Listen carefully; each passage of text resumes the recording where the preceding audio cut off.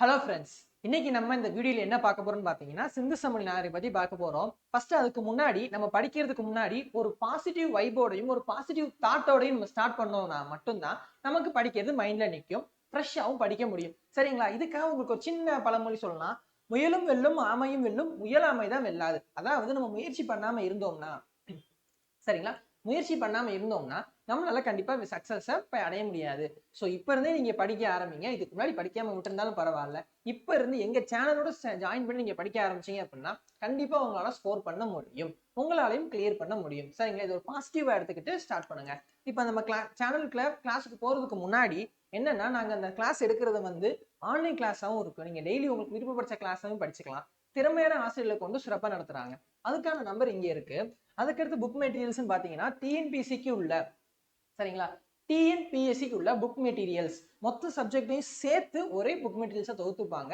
ஒரு 11 புக்ஸ் இருக்கும். அது உங்க வீட்டுக்கு ஃப்ரீ டெலிவரியாக வரும். அதுக்கான அமௌண்ட் பே பண்ணா போதும். இது ரெண்டோட டீடைல்ஸையும் நான் வந்து டிஸ்கிரிப்ஷன்ல கொடுத்துருக்கேன், கீழே நீங்க பாத்துக்கலாம். சரிங்களா? நம்ம சேனலை சப்ஸ்கிரைப் பண்ணாம இருந்தீங்கன்னா ஃபர்ஸ்ட் சப்ஸ்கிரைப் பண்ணிட்டு பெல் பட்டனை பிரஸ் பண்ணிருங்க. இப்போ நம்ம வந்து கிளாஸுக்குள்ள போகலாம். சரிங்களா?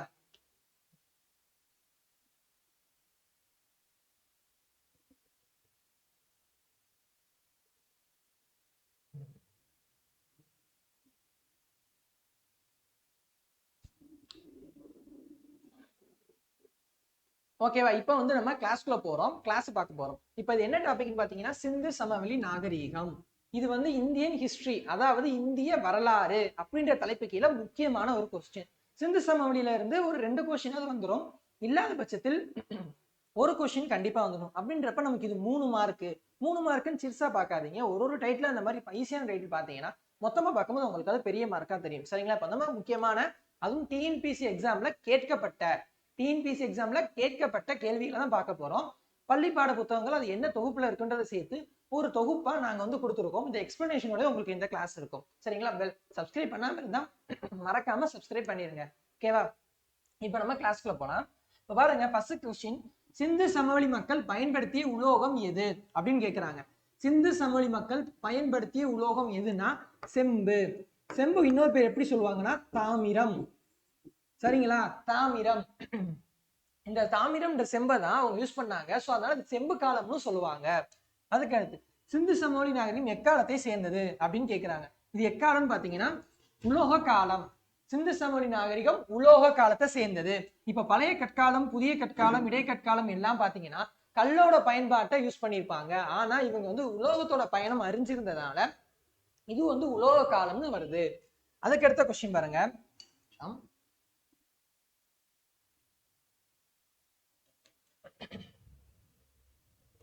அடுத்து, ஹரப்பா மக்கள் பயன்படுத்தாத விலங்கு எது? அதாவது அவங்க பயன்படுத்தாத, யூஸ் பண்ணது கிடையாது, யூஸே அவங்க இல்லாம அந்த விலங்கு அவங்க என்னன்னே தெரியாதுப்பா, அந்த பயனே அறியாத அப்படின்னு பாத்தீங்கன்னா குதிரை. இது வந்து ஏன் அப்படின்னா அவங்களுக்கு குதிரையோட பயன் தெரியாது. அவங்க அந்த காளைகளை தான் போக்குவரத்துக்கு யூஸ் பண்ணிக்கிட்டாங்க. இந்த காளைகளை போக்குவரத்துக்கு யூஸ் பண்ணிக்கிட்டாங்க. சரிங்களா? ஆடு எருது எல்லாமே மேய்ச்சல். ஆடு எருது இந்த மாதிரி உள்ளது எல்லாத்தையும், அது போக ஒட்டகம்னு வச்சுக்கோங்க, இது எல்லாத்தையுமே மேய்ச்சலுக்கு யூஸ் பண்ணிக்கிட்டாங்க. இந்த குதிரை அப்படின்றதோட பயன் அவங்களுக்கு சுத்தமா தெரியாது. அவங்க போக்குவரத்துக்கோ எந்த ஒரு போருக்கோ யூஸ் பண்ணது கிடையாது. அடுத்து பாருங்க, கீழுள்ளவற்றில் மிக பழமையான நாகரிகம் எது? அதாவது இதுல பழமையான நாகரிகம் எதுன்னு கேட்கிறாங்க. இது எல்லாமே உலகத்துல உள்ள பழமையான நாகரிகங்கள். இதுல எது ரொம்ப பழசுனா மெசபடோமியா நாகரிகம் அப்படின்றது தான் உலகத்துல மிகவும் பழமையானது. ஏன்னா இது வந்து கிமு 3500 முதல் 2000 வரை இந்த மக்கள் வாழ்ந்தாங்க. எப்போனா கிமு 3500 முதல் 2000 வரை. ஹரப்பா நாகரிகம் அப்படின்னு பாத்தீங்கன்னா அதே கிமுல 3300 முதல் 1900 வரை. சரிங்களா? அடுத்து 3500 அடுத்து 3300 முதல் 1900 வரை. இந்த எகிப்து நாகரிகம் பாத்தீங்க அப்படின்னா 3100 முதல் 1100 வரை. சரிங்களா? 3100 முதல் 1100 வரை இருந்துச்சு. ஹரப்பாக்கு அடுத்து எகிப்து, கடைசியா பாத்தீங்கன்னா சீன நாகரிகம். இது கிமு 1700ல தொடங்குச்சு. இதுதான் இருக்கிறதுல கடைசியா தோணுன சீன நாகரிகம். அதனால சீன நாகரிகம் எப்படி இருக்குன்னா நமக்கு இப்ப அதுக்கடுத்து கொஞ்சம் அட்வான்ஸா அந்த மக்களோட நாகரிகத்தை ஒட்டி இருக்கும். சரிங்களா? ஆனா உலகத்திலே மிக பழமையான நாகரிகம் பாத்தீங்கன்னா மெசபடோமியா நாகரிகம். சரிங்களா? மெசபடோமியா நாகரிகம்.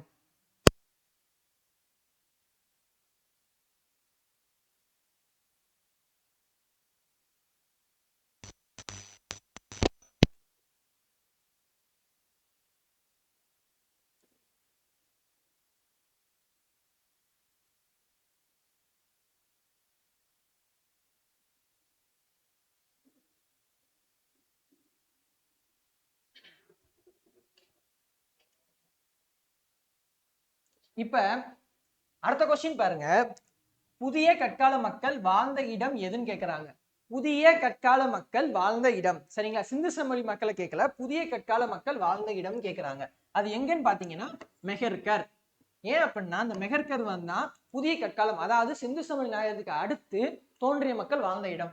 இந்த லோத்தல், கலிபங்கன், ஹரப்பா இது எல்லாமே சிந்து சமவெளி நாகரிகத்துல வந்துடும். சிந்து சமவெளி நாகரிகத்துல இந்த மெஹர்கர் மட்டும்தான் புதிய கற்காலத்துல வரும். இந்த மெஹர்கர் எங்க இருக்குன்னு பாத்தீங்கன்னா பாகிஸ்தான்ல இருக்கு. இப்ப பாகிஸ்தான், அதுல பலுசிஸ்தான் அப்படின்ற மாநிலம்,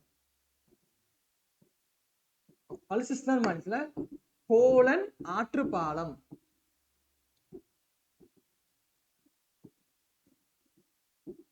சரிங்களா? கோலன் ஆற்று பாலம்.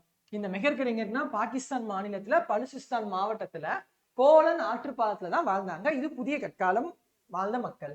அடுத்து மொஹஞ்சதாரோ என்னும் சொல்லின் பொருள். மொஹஞ்சதாரோ அப்படின்னா என்னன்னு பாத்தீங்கன்னா இடுகாட்டு மேடு. இது வந்து சுடுகாட்டு மேடுன்னு சொல்லுவாங்க, சரிங்களா? இடுகாட்டு மேடு, சுடுகாட்டு மேடுன்னு சொல்லுவாங்க. இறந்தவர்கள் புதைத்தல் அந்த மாதிரி வரும், சரிங்களா? இதுல இன்னொன்னு என்ன, புதையுண்ட நகரம் இருக்கு பாத்தீங்களா, இத வந்து ஹரப்பா, ஹரப்பாவோட பொருள் தான் புதையுண்ட நகரம். மொஹஞ்சதாரோட பொருள் என்னன்னா இடுகாட்டு மேடு, சரிங்களா? இடுகாட்டு மேடு. இது எப்படி வரும்னு பாத்தீங்கன்னா சிந்தி மொழி சொல். இது ஒரு சிந்தி மொழி சொல்லுல மொஹஞ்சதாரோ அப்படின்றதுக்கு பொருள் என்ன அப்படின்னா இடுகாட்டு மேடு. ஹரப்பாக்கு வந்து பண்டைய நகரம் சொல்லுவாங்க. அடுத்து பாருங்க, சிவப்பு மணிக்கல் எவ்வாறு அழைக்கப்பட்டது. அதாவது சிவப்பு கலர் உள்ள மணிக்கல் அவங்க வந்து ஆபரணமா யூஸ் பண்ணிக்கிட்டாங்க, அழகிய வேலைப்பாடுகளுக்கும் அதை யூஸ் பண்ணிக்கிட்டாங்க. அப்படி இருக்கிற அந்த கல் என்ன பேர்ல அழைக்கப்பட்டுச்சுன்னு கேட்கறாங்க. அது பேர் என்னன்னு பாத்தீங்கன்னா கார்னேலியன், சரிங்களா? சிவப்பு மணிக்கல் வந்து உபயோகப்படுத்தப்பட்டது, அதோட பேர் என்னன்னு கேட்டாங்கன்னா கார்னேலியன், சரிங்களா? கார்னேலியன்.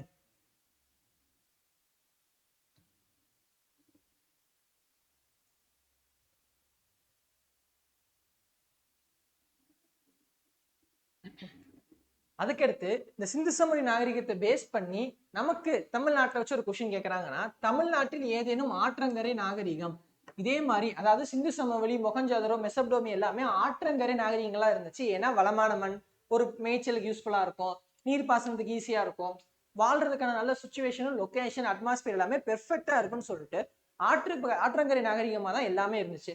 ஸோ அப்படி தமிழ்நாட்டுல என்ன ஆற்றங்கரை நாகரிகம் இருந்துச்சு அப்படின்னு பாத்தீங்கன்னா தாமிரபரணி. தாமிரபரணி ஆற்றங்கரையில தான் இந்த மாதிரியான ஒரு பழமையான நாகரிகம் இருந்துச்சுன்னு சொல்லிட்டு அவங்க ஒரு சான்றுகள் கிடைச்சிருக்கு, சரிங்களா?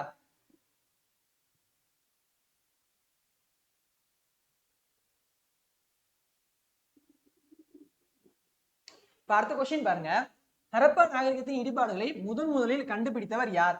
அதாவது ஹரப்பாவை ஃபர்ஸ்ட் ஃபைண்ட் பண்ணவரு, முதல்ல இப்படி ஒரு அகழாய்வு பண்ணலாம், இப்படி ஒண்ணு இருக்குன்னு சொல்லி கண்டுபிடிச்சவர் யாருன்னு பாத்தீங்கன்னா சார்லஸ் மேசன் அப்படின்றவர் தான். இவர் வந்து கிழக்கிந்திய கம்பெனியை சேர்ந்தவர். யாருன்னா கிழக்கிந்திய கம்பெனி, கிழக்கிந்திய கம்பெனியை சேர்ந்தவர் தான் சார்லஸ் மேசன், சரிங்களா? அவர் தான் முதல் செஞ்சாரு. இது எங்கன்னு பாத்தீங்கன்னா சிந்து ஓத கிளை நதி இருக்குல்ல, சிந்து நதி இருக்கா, சிந்து நதியோட கிளை நதி ராவி, ராவி நதிக்கரையில, ராவி நதிக்கரையில ஒரு ட்ரெயில் ட்ராக் அமைக்கிறதுக்காக தோன்றுனாங்க. அப்பதான் ஃபர்ஸ்ட் இந்த சுட்ட செங்கற்கள், இடிபாடுகள் உள்ள கட்டடங்கள்லாம் கிடைச்சிச்சு. அதை வச்சுதான் இங்க ஒரு மக்கள் வாழ்ந்திருக்காங்கன்னு சொல்லி கண்டுபிடிக்க ஆரம்பிச்சாங்க. அதை முதல்ல துவக்குனர் யாருன்னா சார்லஸ் மேசன். இதுல இன்னொன்று என்னன்னு பாத்தீங்கன்னா இவங்களுக்கு இதுல ஒற்றுமை இருக்கு. இவங்கெல்லாம் என்ன பண்ணாங்கன்னா அகலாய்வு பண்ணாங்க. எப்பன்னா அதுக்கடுத்து மாடர்ன் ஏஜ், இந்தியாவுக்கு சுதந்திரம் கிடைச்சதுக்கு முன்பவும் சுதந்திரம் கிடைச்சதுக்கு பின்னாடியும் அகலாய்வு பண்ண அப்படி உள்ள அகலாய்வாளர்கள் தான் இவங்க எல்லாரும். இவங்களுக்கும் சிந்து சமவெளி நாகரிகத்தோட தொடர்பு இருக்கு. ஆனா உருவாக்குனது யாருன்னா சார்லஸ் மேசன், சரிங்களா? அதுக்கடுத்து இந்திய தொல்லியல் ஆய்வகத்தை உருவாக்கியவர். இப்ப இவர் வந்து கண்டுபிடிச்சு கொடுத்துட்டாருன்னா அதுக்கடுத்து இந்த மாதிரி ஒண்ணு செய்யலாம், இந்தியாவில் நிறைய அந்த மாதிரி இருக்கு, ஸோ அதுக்கு ஏற்ற மாதிரி இந்தியாவில் நம்ம நிறைய வந்து அகலாய்வு பண்ணலாம், ஆராய்ச்சி பண்ணலாம்னு சொல்லிட்டு இந்திய தொல்லியல் ஆய்வகத்தை உருவாக்குனது யாருன்னு பாத்தீங்கன்னா அலெக்சாண்டர் கன்னிங்ஹாம். அலெக்சாண்டர் கன்னிங்ஹாம் எப்பன்னா 1856ல. இதை எப்படி ஞாபகம் வச்சுக்கலாம் அப்படின்னா 1857ல ஒரு புரட்சி வந்துச்சு. அதுக்கப்புறம் தான் கிழக்கிந்தியோட ஆட்சி இங்கிலாந்து அரசிட்ட நேரா போச்சுன்னு சொல்லி தான் நம்ம படிச்சிருப்போம். அதுக்கு ஒரு வருஷத்துக்கு முன்னாடி இந்த இந்திய தொல்லியல் ஆய்வகத்தை உருவாக்கியிருக்காங்க. யாருன்னு பாத்தீங்கன்னா அலெக்சாண்டர் கன்னிங்ஹாம். இவர் யாருன்னா ஒரு சிப்பாயா இருந்தாரு கிழக்கிந்திய கம்பெனில.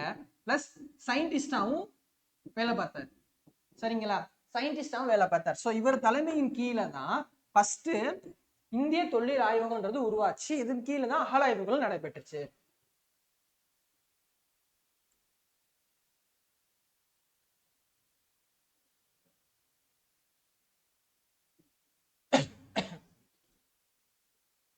அடுத்து இங்க பாருங்க, பண்டைய நாகரிகத்தில் பெருங்குளம் அமைந்த இடம்.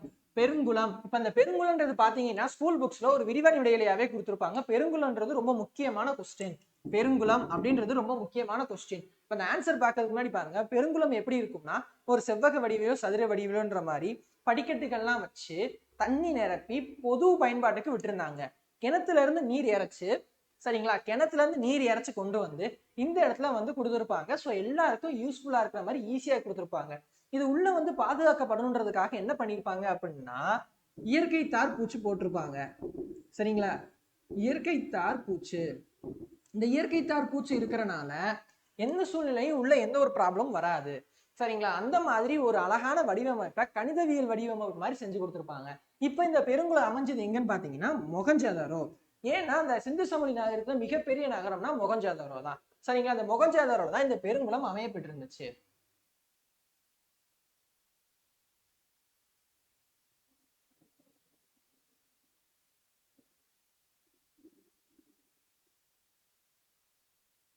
அடுத்து பாருங்க, சிந்து சமவெளி நாகரிகத்தில் கப்பல் கட்டும் தளம். கப்பல் கட்டும் தளம் அவங்க வந்து கடல் வணிகம் செஞ்சிருந்தாங்க. எந்தெந்த நாட்டு கூட பாத்தீங்கன்னா ஓமன், கடல் வாணிகம், ஓமன், பஹ்ரைன், சிரியா, இந்த மாதிரியான அரேபிய நாடுகள் கூடவும் கடல் வணிகத்துல ஈடுபட்டிருந்தாங்க. சரிங்களா, அந்த கடல் வணிகம் மூலமா ஏற்றுமதி இறக்குமதின்னு செஞ்சிருந்தாங்க. அந்த கடல் வணிகத்துக்கு முக்கியமா கப்பல் போக்குவரத்து அவங்களுக்கு யூஸ்ஃபுல்லா இருந்துச்சு. அப்படியான கப்பல் போக்குவரத்தையும் கப்பல் செப்பனிடும் தளத்தையும் அவங்க வச்சிருந்தாங்க. அது எங்க வச்சிருந்தாங்கன்னு பாத்தீங்கன்னா லோத்தல். இந்த லோத்தல்ல தான் கப்பல் கட்டும் தளம் அமைச்சிருந்தாங்க. இந்த லோத்தலுக்கு இன்னொரு சிறப்பு இருக்கு. என்னன்னா சிந்து சமவெளி நாகரிகத்தோட மான்செஸ்டர்னு சொல்லுவாங்க. மான்செஸ்டர், மான்செஸ்டர்னா என்னன்னு பாத்தீங்கன்னா பருத்தி உற்பத்தி இந்த மாதிரியான செயல்கள் இருக்கிறது. சரிங்களா, இந்த வந்து பருத்தி கம்பளியான உடைகளை தான் அவங்க யூஸ் பண்ணிட்டு இருந்தாங்க. ஸோ அந்த பருத்தி எங்க உற்பத்தி அதிகமா பண்ணாங்கன்னா அந்த லோத்தல்ல தான் பண்ணாங்க. ஸோ அந்த லோத்தல்ன்றது முக்கிய வணிக நகரமாகவும் சிந்து சமவெளி நாகரிகத்துல குறிப்பிடும்படி நகரமாகவும் செயல்பட்டுச்சு. சரிங்களா, ஏன்னா இங்க வந்து மக்கள் வந்து எப்படின்னா அதிகமா வணிகர்களா தான் இருந்தாங்க. இங்க வந்து அதிகமா பருத்தி விளைஞ்சனால மான்செஸ்டர். சிந்து சமவெளியின் மான்செஸ்டர் அப்படின்னா லோத்தல். இது ஒரு கொஸ்டின் வரும் சான்ஸ் இருக்கு. சரிங்களா, சிந்து சமவெளியின் மான்செஸ்டர்னா லோத்தல். அந்த லோத்தல்ல தான் கப்பல் கட்டும் தளமும் செப்பனிடும் தளமும் வச்சிருந்தாங்க. கப்பல் கட்டி வணிகம் கடல் வணிகத்துல யூஸ் பண்ணாங்க.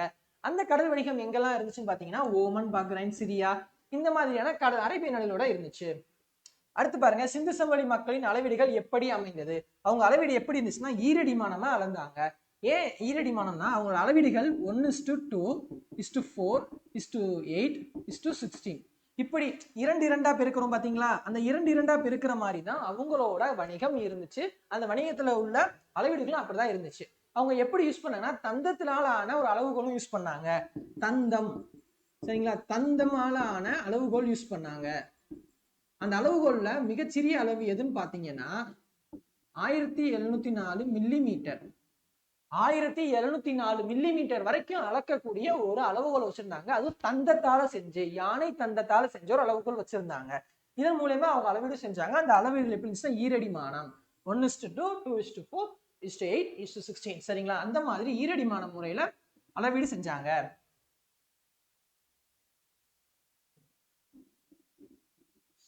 அதுக்கடுத்து சிந்து சமவெளி மாநிலத்தில் இறக்குமதி செய்யப்பட்ட பொருள் எது, அதாவது ஏற்றுமதி இல்லாம இறக்குமதி செய்யப்பட்ட பொருள்லாம் நிக்கல். இதுல பாருங்க கர்னீலின் மணின்றது வந்து ஈஸியா கிடைச்சிச்சு. அவங்களுக்கு உள்ளேயே விளைவிச்சாங்க. எடைக்கற்கள் முத்திரைகள் எல்லாமே உள்ளேயே இருந்துச்சு. ஸோ அதை அவங்க ஏற்றுமதி தான் பண்ணாங்க. இறக்குமதி பண்ணப்பட்ட பொருள்லாம் நிக்கல். நிக்கல்ன்ற உலோகம் ஏன்னா அரேபிய நாடுகள் இறக்குமதி பண்ணாங்க. சிந்து சமவெளி நாகரிகத்துல அது விளையல. அடுத்து பாருங்க, மெழுகா அணிகள் பற்றி குறிப்பு எழுதிய அக்காடிய பேரரசர் யார்? நாரம்சின். ஏன் அப்படின்னா அந்த நாரம்சின்றது வந்து இங்கே வந்து சிந்து சமவெளி நாகரிகத்துல அணிகலன் வாங்கினா அவர் குறிப்பில் எழுதியிருக்காரு. இந்த அக்காடியால இருந்த பேரரசு என்னன்னா சுமேரியா. சரிங்களா, சுமேரியான்றதா உலகின் பழமையான நாகரிகம். நம்ம மொஹஞ்சதாரோ பார்த்தோம் பாத்தீங்களா, அதுவும் இந்த சுமேரிய நாகரிகத்துக்கு கீழே வந்துடும். இந்த சுமேரியாவை ஆட்சி செஞ்ச அக்காடிய அரசோட அரசன் நாரம்சன், இவர் தான் அணிகள் வாங்க குறிப்பு எழுதியிருக்காரு. இது ஒரு தடவை கொஸ்டின்ல கேட்டு இருந்திருக்காங்க. இதுக்கு முன்னாடி வந்த டிஎன்பிஎஸ்சி கொஸ்டின்ல கண்டிப்பா இது வந்தனால இது திரும்பவும் வரதுக்கு சான்ஸ் இருக்கு. ஸோ கவனமா பாத்துக்கோங்க.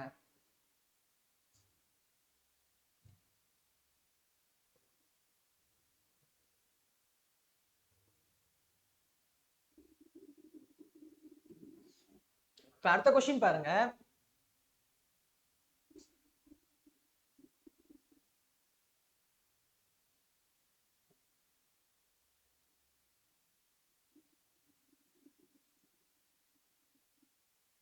அடுத்த கொஸ்டின் பாருங்க. ஷாட்டுகை பகுதியின் தற்போதைய பெயர் என்ன?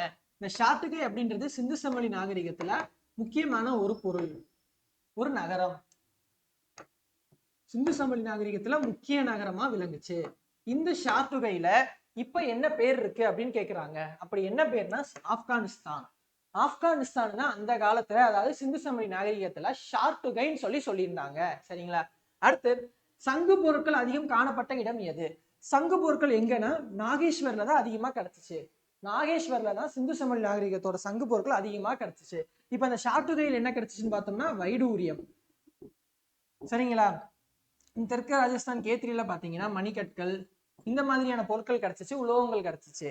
இப்ப அந்த சங்கு பொருட்கள் எங்க கிடைச்சா நாகேஸ்வர்லையும் பாலக்கோட், இந்த 2 இடங்கள்ல தான் சங்கு அதிகமா காணப்பட்டது. சரிங்களா? சங்கு எங்க காணப்பட்டுச்சுன்னு பாத்தீங்கன்னா ஷாட்டுகை மற்றும் நாகேஸ்வர் மற்றும் பாலக்கோட். இப்ப ஷாட்டுகையில வைடூரியம், அதாவது ஆப்கானிஸ்தான்ல அதிகமா விளைவிச்சது வைடூரியம். சரிங்களா? அடுத்து, சிந்து சமவெளி மக்களின் சமய சின்னம். நமக்கு சான்றுகள் எப்படி கொடுத்துருக்காங்கன்னு பாத்தீங்கன்னா பசுபதி அப்படின்ற சிவனை வழிபட்டிருக்காங்க. பசுபதி அப்படின்னா சிவன். அது போக சூலம் வந்து வழிபட்டிருக்காங்க. அதுக்கடுத்து பெண் தெய்வ வழிபாட்டையும் அவங்க பயன்படுத்தியிருக்காங்க. சோ பெண்களையும் வணங்கியிருக்காங்க, பசுபதின்ற சிவனை வணங்கியிருக்காங்க, சூலம் வணங்கியிருக்காங்க, லிங்கமும் வணங்கியிருக்காங்க. ஆனா அவங்களோட சமய சின்னமா ஒண்ணு இருந்துச்சு. அது என்னன்னு பாத்தீங்கன்னா அரச மரம். சரிங்களா? அந்த அரச மரத்தை சுத்தி தான் இது எல்லாமே இருக்கும். கோவில் இருந்ததுக்காகவோ மத வழிபாட்டு தலங்கள் இருந்ததுக்காகவோ எந்த ஒரு சான்றும் சான்றுகள் கிடைக்கல. சோ அவங்க அப்ப அந்த அரச மரம்ன்றதான் அந்த வழிபாட்டு தலமா அவங்க வந்து மாத்திக்கிட்டாங்க.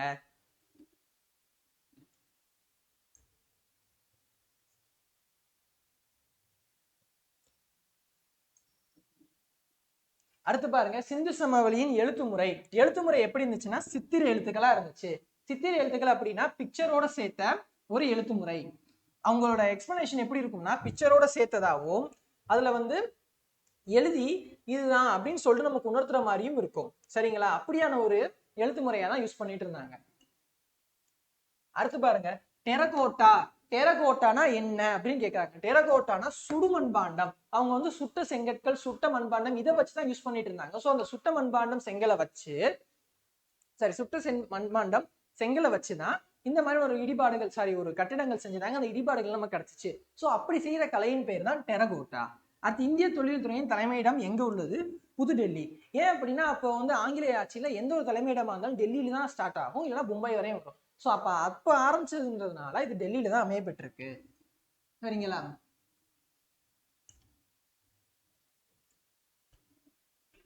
இப்ப நம்ம பார்க்க போறது கடைசி கொஸ்டின். கீழுவற்றில் பொருந்தாத இணை எதுன்னு கேட்கிறாங்க. பொருந்தாத இணை எதுனா பாபிலோன். ஏன் அப்படின்னா இந்த கோடிஜி, அம்ரா, தோலவிரா இது எல்லாமே சிந்து சமவெளி நாகரிகத்தில் உள்ள நகரங்கள்.